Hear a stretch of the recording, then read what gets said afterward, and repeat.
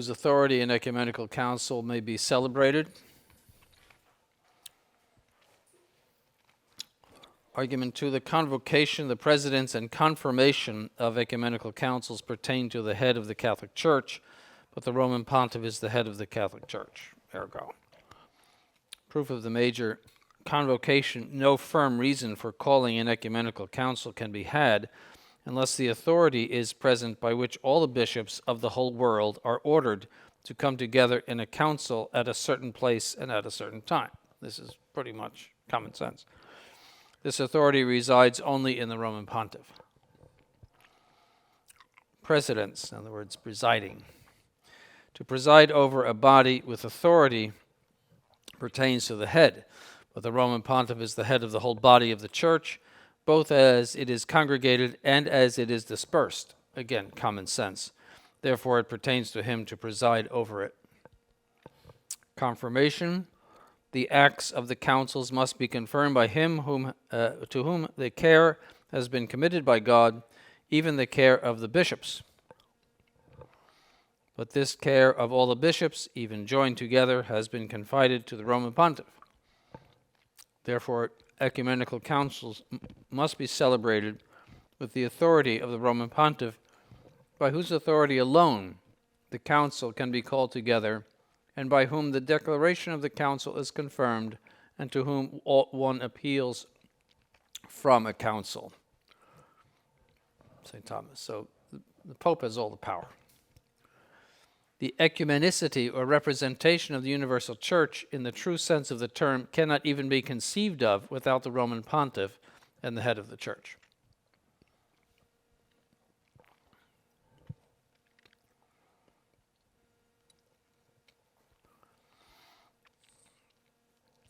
Argument 3, from tradition, it is evident that the ecumenical councils were celebrated by the authority of the Roman Pontiff, even according to the statements and deeds of the Fathers.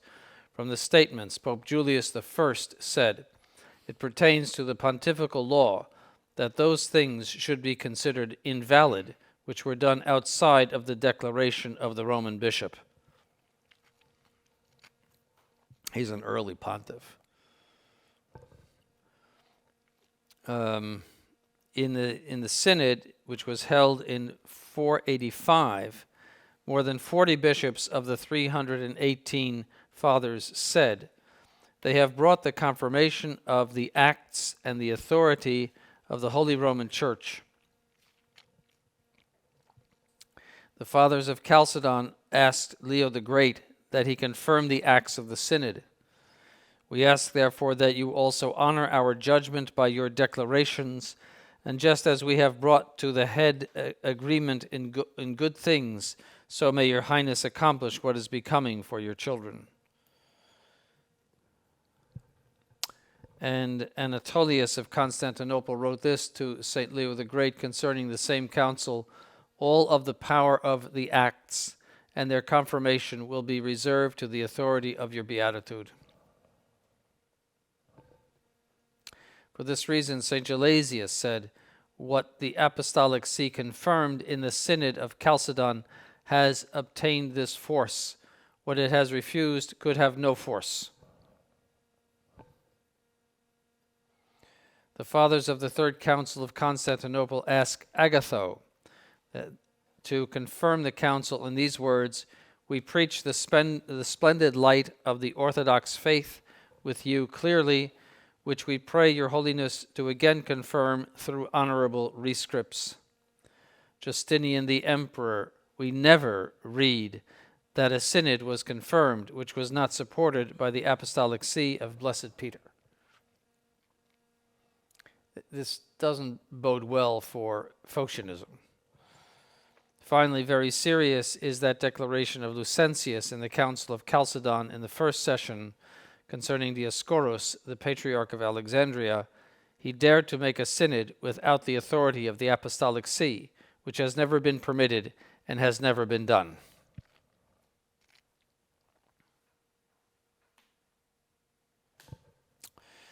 From deeds, all the ecumenical councils have been celebrated by the authority of the Roman Pontiff, nor is there any controversy concerning the councils held after the Eighth Council. That's because the Orthodox only take those up to the 8th council. For which reason we will say little concerning the 8 prior councils.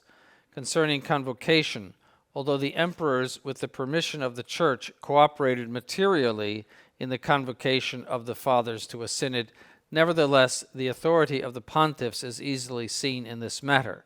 For first the emperors acted by their consent, meaning by the consent of the Roman pontiffs.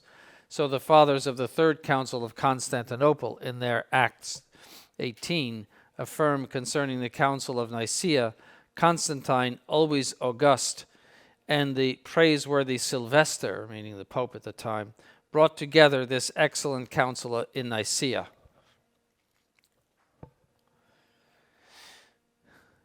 Where the Council of Nicaea is said to have been convoked by the declaration of the priests. The bishops of Second Moesia, now in Serbia and Bulgaria, in their letter to Leo the Emperor, asserted that the Council of Chalcedon came together with the order of Leo the Roman Pontiff. They gave the reason for this: he is truly the head of the bishops.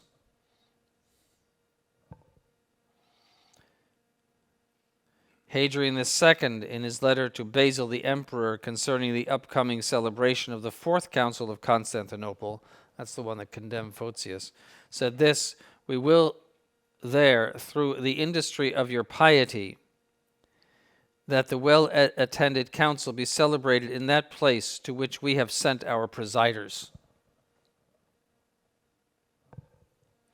Secondly, the Roman pontiffs prescribed to the fathers the subject to be treated and the manner or norm of treating it. So the Council of Ephesus received the sentence and norm. The Second Council of Constantinople, writing to Pope Agatho, signifies that they did what they prescribed from the declaration previously made concerning these things through your sacred letter. Concerning presidents, it is evident from the authority of the most serious authors that the Roman pontiffs presided over the council, whether by themselves or through legates. So Osius, the bishop of Cordoba, presided with Vitus and Vincentius, priests, although the patriarchs were present in the Council of Nicaea. So they were simple priests, even though there were patriarchs of Jerusalem, etc., present at the Council of Nicaea. The Patriarch of Constantinople did not exist at that time.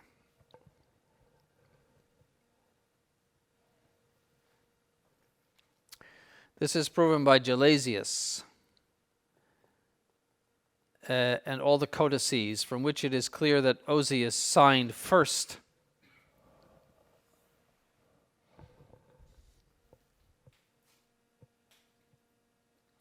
In the Council of Ephesus, it is evident that Celestine I presided through legates and vicars, namely Cyril of Alexandria, Arcadius and Projectus, bishops, and Philip, a priest. This is clearly shown in the Acts of the Council, number 1. Vigilius, in his Constitutum in Mansi, Mansi is the collection of all the councils, tome 9, etc., the presidents of the Roman pontiffs in the other councils is so certain that there is hardly anyone who disputes it. Confirmation. The ecumenical councils were confirmed not only by the signature of the legates, but also by a proper document. This is proven first of all by fact, for the 40 bishops who were summoned to Rome in the year 485 for a synod affirmed publicly concerning the 318 Nicene Fathers, they have brought the confirmation of these things and the authority of these things to the Holy Roman See. There is no doubt that the same law was observed in subsequent councils. Secondly, the councils which previously lacked this confirmation, for example, the First Council of Constantinople, were finally considered ecumenical when they were confirmed by the approval of the Roman pontiff. Yes? When a pontiff is presiding over a council through legates, do those legates enjoy a type of infallibility? No, it just means that, no. all the infallibility rests with the Roman Pontiff ultimately. In other words, if he does not approve, you could have every single bishop in the world saying X, and if he says non-X, then it's non-X. It all rests with him. So what he can do is, if a council is called without his authority, he can approve it and elevate it to that, if he wants to. He's the boss. The boss of the whole church. Or he can take certain parts of it and teach it as doctrine. Reject other parts. Or not necessarily reject them, just say certain things where he did that with Orange too, on grace.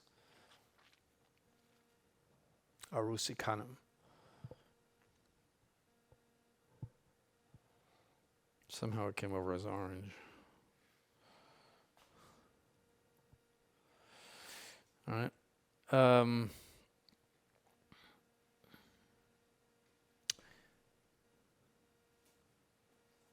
Thirdly, by the authority of the Roman Pontiff, the acts of some councils were rescinded. For example, the Second Council of Ephesus, declared null by Leo the Great. He called that the Robber Council, Latrocinium.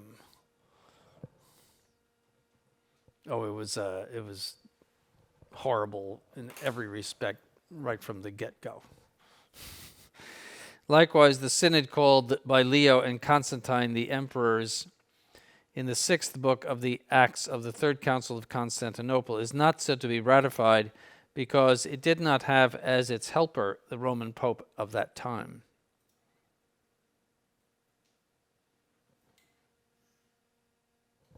So he can, also Martin V discarded part of Constance.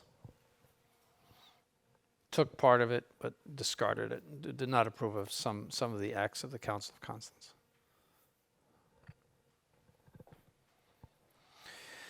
Objection 1, the first 8 councils were convoked by the emperors, but it did not even come into the mind of the Roman pontiffs of this time to assert that they exclusively held this power for themselves. Therefore, the Ecumenical Council is valid without the Pope. These are objections of the Phocians. Response, I distinguish the antecedent. This can be said to be concerning a material convocation, let it pass. A formal convocation, I deny. A synod can be convoked materially by that act by which the bishops are called together in one place. See, so the Emperor Constantine was announcing it and making it possible for them, like paying their airfares and things like that, to come to Constantinople. So he felt might say a camaraderie with the church, and he was going to help the church in doing this. See? And he also was interested in the council, so he went and presided as the emperor, but not in any religious sense.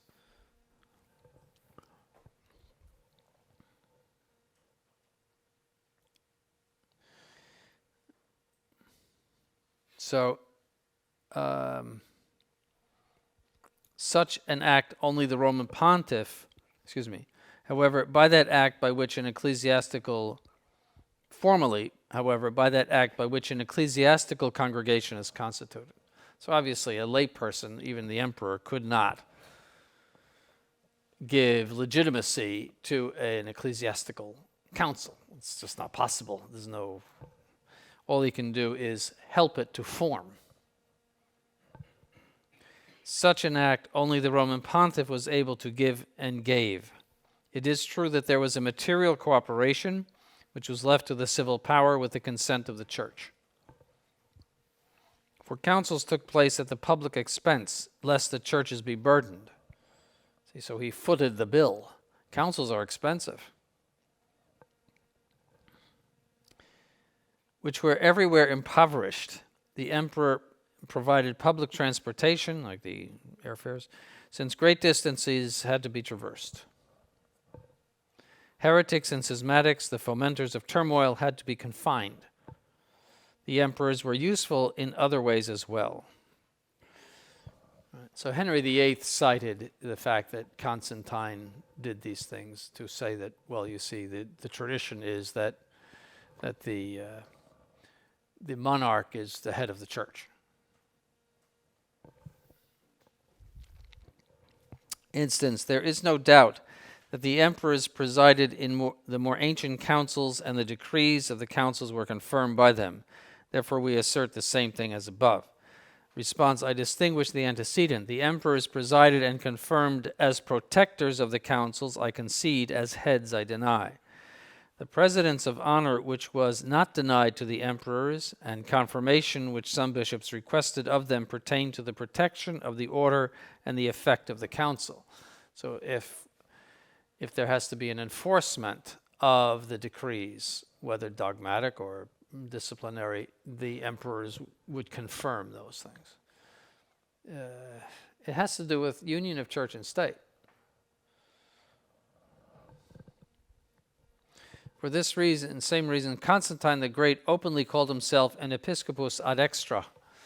The fathers of Chalcedon, in a synodal epistle writing to Leo the Great, recalled the fact that the emperors presided for the sake of order. They affirm, however, that Leo himself presided as a head over the members. Similarly, the confirmation of the emperors added nothing ever to the decrees of the councils, except an extrinsic strength by which the rebels were constrained. Instance, what is not determined by any divine law is not considered immutable. But no divine law exists which reserves the convocation, the presidents, and confirmation of an ecumenical council to the Roman pontiff. Therefore, councils are correctly celebrated without the authority of the Roman pontiff. Response, let the major pass. I distinguish the minor. No particular divine law exists concerning this thing. Let it pass. Universal, I deny. The right concerning which we have spoken has been given to the Roman pontiff by that same divine law by which the primacy itself has been given. Therefore, no civil government, no ecclesiastical power can deprive the Roman pontiff of this divine right, which is his own. Only the authority of the pontiff is the divine, essential, and fixed principle which makes one thing from those who should be brought together into a group for the purpose of protecting unity. In other words, you don't have one functioning church, a single unity, unless there is a single authority. Therefore, it is the right of convocation, presidents, and confirmation is included in his primacy. That's the answer to the question. Instance, from the Acts of the First Council of Nicaea, Osius signs as the Bishop of Cordoba. Vitus, however, and Vincentius sign as the legates of the Roman pontiff. But Osius signed first, and then Vitus and Vincentius. Therefore, the fathers of Nicaea, since they preferred that Osius preside instead of the legates, were not aware of that divine law. Response, I distinguish the major. Osius signed in such a way, including a title of legate, I concede; excluding it, I deny. I distinguish the minor. Osius signed first as legate of the Roman pontiff, I concede; as bishop of Cordoba, I deny. Since Osius was a bishop, there was no need to add to his signature the title of another dignity. But Vitus and Vincentius, since they were merely priests, put down their title of legate. The same precedence of Osius, since he was a legate of the Roman pontiff, is best explained not in such a way that, having rejected this title, outside of which there would be assigned no further suitable reason why Osius, from the common order of bishops, would have been placed above the bishops of Alexandria and Antioch who were present. Those are the patriarchs. This is especially true since the other Latin bishops, namely from the province of Gaul, signed only in the last catalogue. So he was a legate of the Roman pontiff and a bishop at the same time.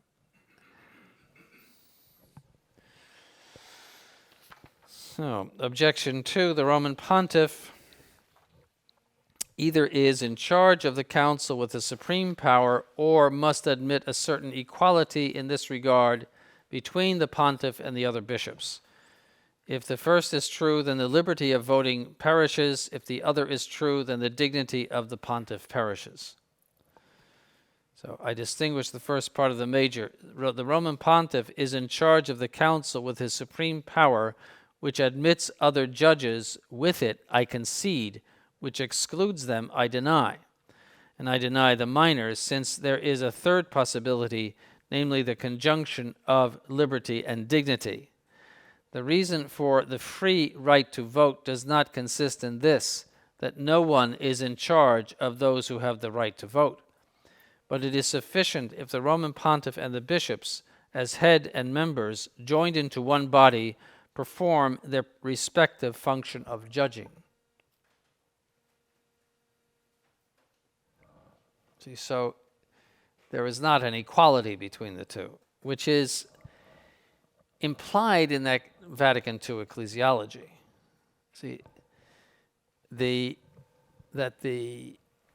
never without the Roman Pontiff, as if he's simply a condition sine qua non. In other words, but it doesn't respect his primacy.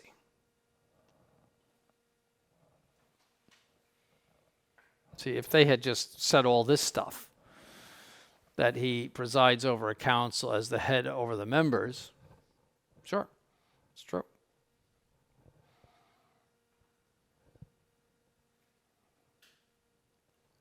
Question, can an ecumenical council be called when the see is vacant? Oh. Response, at certain times a council is celebrated without the Roman Pontiff, but was never able to be called ecumenical in the strict sense because it is without a head. Therefore, it represents the church only imperfectly, which consists of head and members. Nevertheless, the bishops of the whole world can come together in a council if it is necessary in order to accomplish those things by which to provide assistance to the church in distress, provided the full authority of the Roman Pontiff is not in any way harmed. So that was Constance. So there is, among theologians, an admission of the necessity of the bishops to do certain acts which would alleviate the problems of the church, such as a dispute about the papal throne, etc.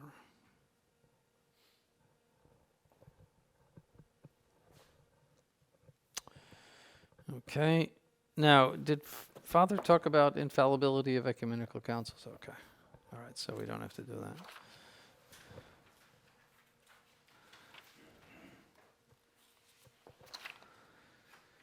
Whether an ecumenical council is above the Pope, did he get into that?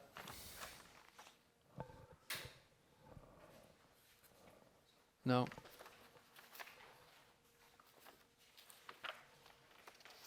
All right. Number 58. Status questionis, that a superior authority is claimed by a universal council above the Pope can be done in two ways. Either that the power of the universal bishops, excluding the Roman Pontiff, is said to be greater than the power of the Roman Pontiff alone, or that the power of the Pontiff alone is said to be inferior to the power of the universal bishops and the Pontiff together. The prior case is the principal matter of this dispute. So the universal bishops, excluding the Roman Pontiff, is said to be greater than the power of the Roman Pontiff alone. That's the question here, basically. The power of the bishops over the Roman Pontiff, apart from the Pope, in other words, taken together and where the Pope is not presiding or affirming or confirming, etc., is constructed either in a case of a dubious Pope or other cases where the Pope would be stripped of his power quasi per se, which some doctors think to be the case in the manifest heresy of the Pope as a private man. See if he wrote a book. Or in the case of a certain and legitimate pontiff.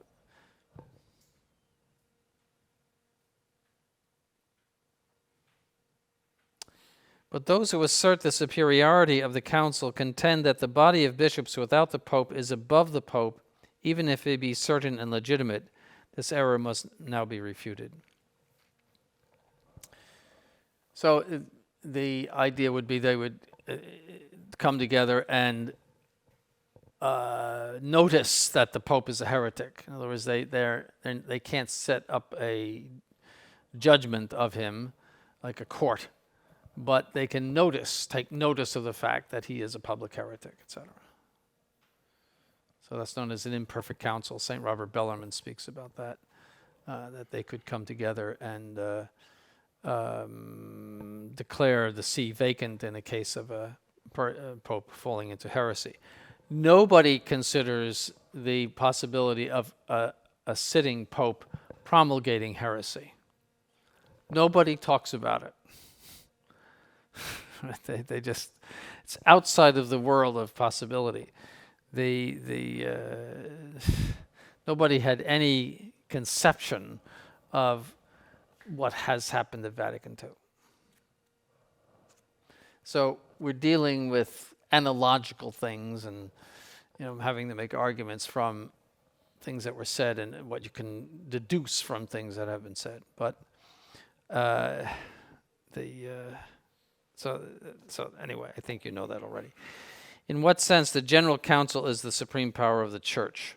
For the supreme power of the Church, there is required the fullness of the power over the universal Church.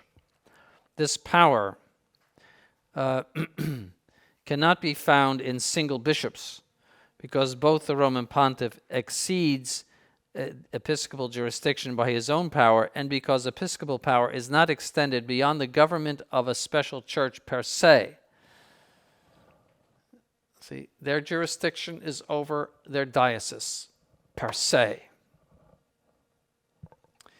Nor is it very difficult to demonstrate the limited authority of councils if you look at the body of bishops apart from the Roman Pontiff. For the body of bishops, if the head should be cut off, is a trunk. It's like a guillotine body. Therefore, just as the head pertains essentially to the body and to all the parts of the body which it animates, so the authority of the pontiff pertains to the Ecumenical Council, endowed with supreme power, not as a condition sine qua non, but as an essential principle and vital element by which the fullness of the power over the whole church is diffused throughout all the members.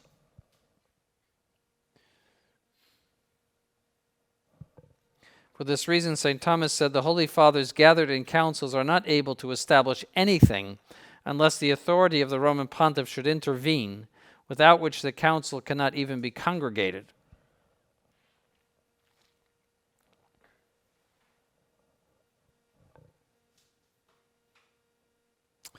And if you look at the footnote, compare what has been said here to the error of collegiality in Vatican II. Vatican II holds, 1, that merely by episcopal consecration the bishop obtains a participation in the government of the whole church. See, that would be per se. That he's like a senator of in the ruling body of the church just by being consecrated. Spiritus Principalis. 2, that the Episcopal College is the subject of the supreme jurisdiction over the whole church. That's false.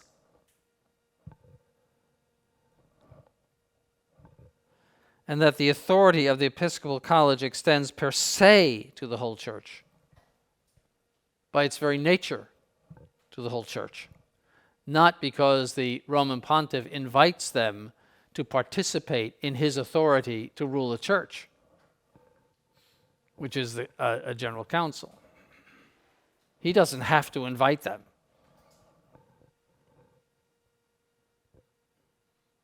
They cannot object to him that he promulgated doctrines without inviting them to a council. It's been done many times. No one ever objected. Councils are merely useful. They are not necessary. 3, the Pope is merely a conditio sine qua non of the functioning of this authority. Never without the Pope, always with him, but never without him. That's all they say. Then there was that nota previa, which came after, even though it says like a prefatory note, nota previa, which should go before. It came at the end, where there's a lot of hemming and hawing. But for one thing, it doesn't solve anything. Secondly, it was not voted on. It's simply something that was added to it, so it's not part of the document. And Ratzinger pointed that out when he was there. Yes. What does it say? There was some upsetment about this. See, so the nota previa explains it, and I don't know if we have it here, but gives it, tries to give it orthodoxy. Let's put it that way. Attempts to give it orthodoxy. But it doesn't count for a hill of beans because it was not part of the document, and Ratzinger said that. He said, it's not part of the document. Because when he was there as a peritus in suit and tie, together with his buddies Kung and Runner. Kung, the super heretic, and Runner, the womanizing Jesuit. Pantheist. Who said, when we die, we just become reabsorbed into the cosmos. It's Runner. He's a pantheist. Yeah. So those are like that was the unholy trinity. And they essentially ran the council.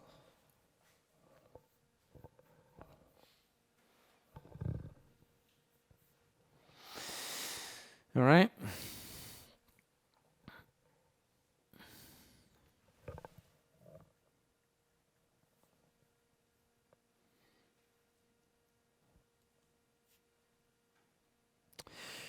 So the adversaries in the Vatican decree. In the year 1380, Conrad of Galenhausen, that must be Hausen, wrote the Epistola Concordiae, in which the principal errors by which Marsilius of Padua and William of Ockham, two creeps, had tried to transfer the democratic system into the church, were finally taken up in such a way that the authority of the council over the Pope having been constituted, the peace of the church, after a lamentable conflict concerning the legitimate pontiff, would flourish once again. Conrad seems to have been a precursor of many straying from the truth, especially of John Gerson, who, in a sermon which he gave before the fathers of the Council of Constance, concerning the removability of the Pope from the Church, persuaded many to embrace the error of the supreme power of the councils even over the Roman pontiff. So they required, when they solved the problem of the succession, or the three popes, they required that the Roman pontiff, I think it was every 2 years, call a council. It was if it was not every 2 years, it was very often, call a council, because the council really has the power.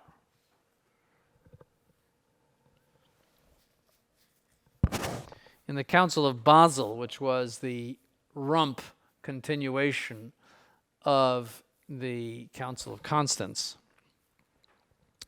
this position gained for itself not a few promoters, among whom is the author of the work in 1443, which from that point on and from the time of Flacius of Illyria is entitled Confutatio Primatus Papae. John of Torquemada, above all, however, a most upright man, refuted this doctrine in a most learned way. In the following centuries, the error infected some of the universities. The Gallicans, in Proposition 2 and 3 of their Declaration of the liberties of the Gallican Church, that's what it was called, 1682, sanctioned the doctrine of Gerson.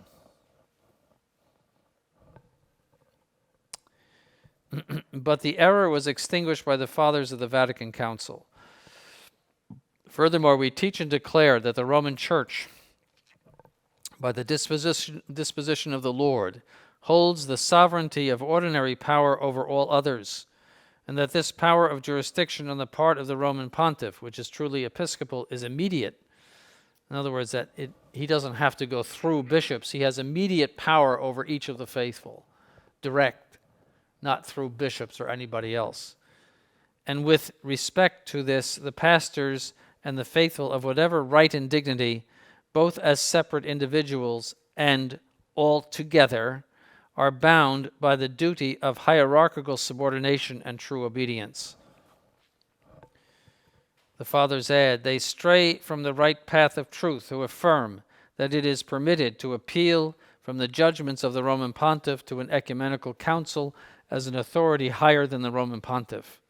Finally, they add this canon, if anyone says that he, the Roman Pontiff, possesses only the more important parts, but not the whole plenitude of the supreme power, or that this power is not ordinary and immediate, that means pertaining to him per se, or over the churches together and individually, and over pastors and the faithful altogether and individually, let him be anathema. See how clear they were, covering all the bases, as we say. So that it leaves nothing to the imagination. There is absolutely nothing ambiguous about that statement,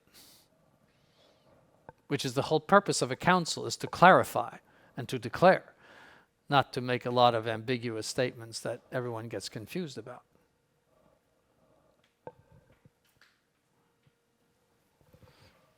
All right. Thesis 58.5, an ecumenical council is not above the Pope. Argument 1, the Roman Pontiff has the complete plenitude of supreme power, but a general council apart from the Roman Pontiff does not have this plenitude. Therefore, a council is not an authority superior to the authority of the Pope.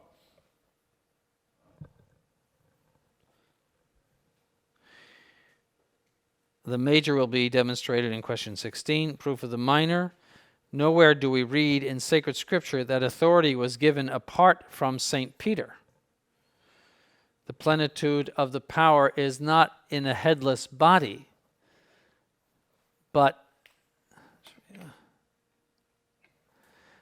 the council without a pope is a headless body, because once the head is removed, the organization of the church is corrupted.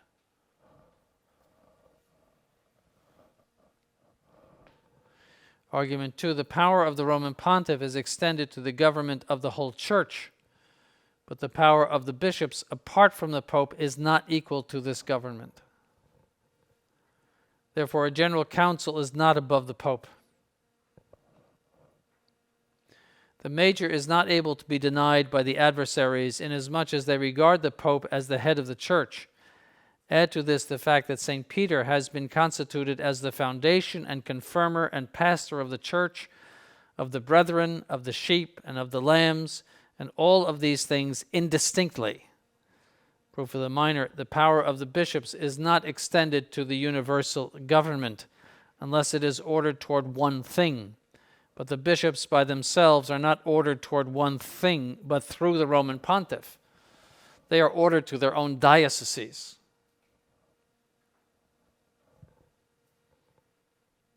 The Roman Pontiff is ordered toward the whole church. For the church is constituted in such a way that the Pope is the efficient principle of unity. He makes the unity of the church. That's why una cum is so important.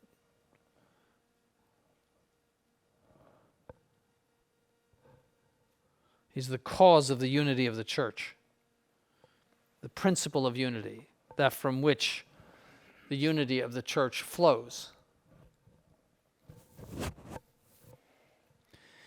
Bishops who are separated from this principle, for the church is constituted in such a way as the efficient principle of unity.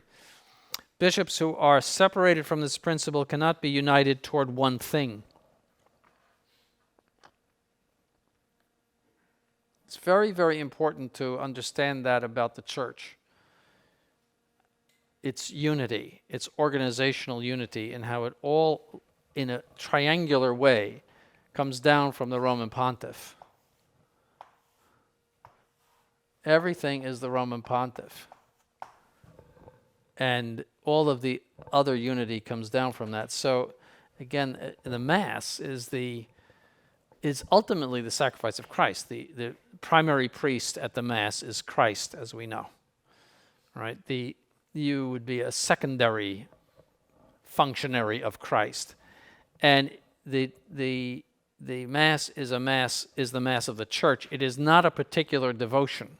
It is not a miraculous medal devotion conducted by a priest in his parish. It is an act of the whole church, and that's why it must be in union with the hierarchy. If it is not in union with the hierarchy, it is a schismatic Mass. And St. Thomas says it, schismatic Masses don't give grace. I mean, I don't know if all theologians would agree with him, but he says that. You cannot separate the Mass from the unity of the church. And the unity of the church depends ultimately on the Roman Pontiff and bishops in union with him. That's why that unicum is very, very important. See, but people tend to think of the Mass as a devotional act, which is really Protestant. So you go into the Protestant church and you get excited and you know and worked up and you feel better and you know it's Protestant worship is entirely to excite pious thoughts and acts in you. The altar for the Protestant is inside you. See, that's where you offer your sacrifice or whatever they offer, your submission to God or your piety to God, and the minister is there to get you going.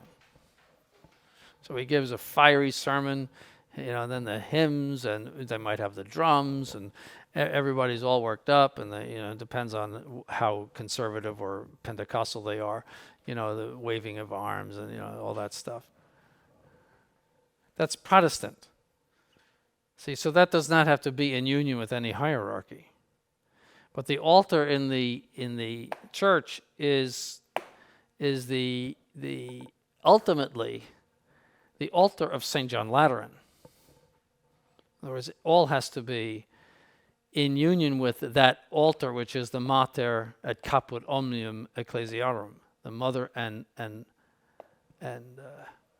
head of all the churches, which is the Pope's church, St. John Lateran, in that sense. In other words, it has to be, it's an external altar. It is, and ultimately it is united with the altar of heaven where Christ intercedes for sinners in heaven, as St. Paul says in his epistle to the Hebrews. It's all linked up together. And if the link is the hierarchy. See, so an association with a false hierarchy destroys all of that. But the problem is that people think of the Mass as a nourishing thing. That's why Bishop Williamson said, whatever nourishes your piety. You can go to the new Mass, whatever nourishes your piety. They think of it in a Protestant sense, like a Sacred Heart devotion. There's nothing wrong with nourishing piety, but that's not the Mass. That's not the primary purpose of the Mass. Sure, the ceremonies do nourish your piety, but that's not the primary purpose of the Mass.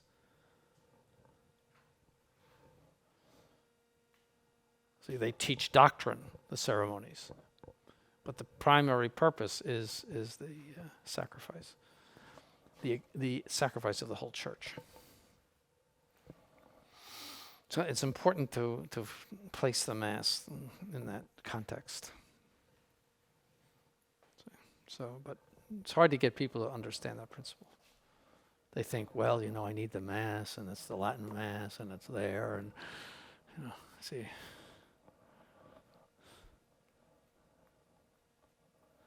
So the mentality that generates that. All right, I think we'll quit there.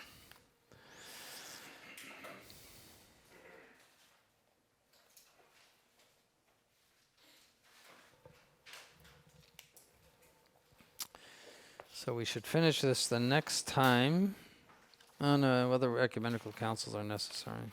Well, we might finish that.